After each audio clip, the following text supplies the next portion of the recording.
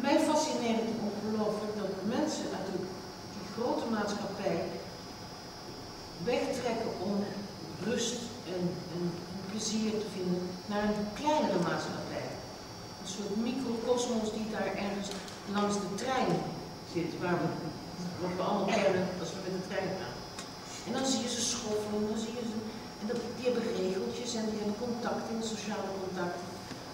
En dat is eigenlijk de kleine gemeenschap, die interesseert mij dan. Wat gebeurt er daarmee? Maar toen moest ik nog beginnen. En ik begin altijd met louter beelden. Beelden die mij, postkaarten die mensen mij toesturen, geliefden die mij dat toesturen, waarvan ik denk, oh, het is zo in de roos wat je stuurt. Muziek. Ik ben geen muzikaal mens, maar ik kan heel geraakt worden door muziek. Ik kijk heel veel film. En dan constateer ik dat ik bij het zien van heel veel films heel veel kleine dingen zie waarvan ik denk, oh, dat vind ik mooi. Meestal niet een hele film, maar een klein stukje. Zoals die man zat, zoals die man keek, zoals die man lachte, zoals die vrouw door dat steegje waggelde. En zo langzaam maar zeker komt er iets.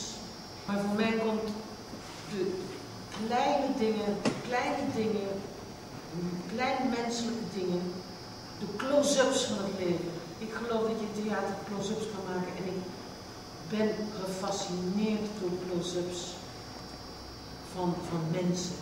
Op hun gezichten zitten en kijken hoe die spieren bewegen en hoe ze lachen en hoe ze huilen. Nou, voor de rest weet ik eigenlijk niet zoveel te vertellen, want ik heb nog niet zoveel.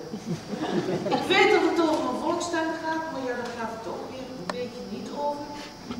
En het gaat met 10 mensen. En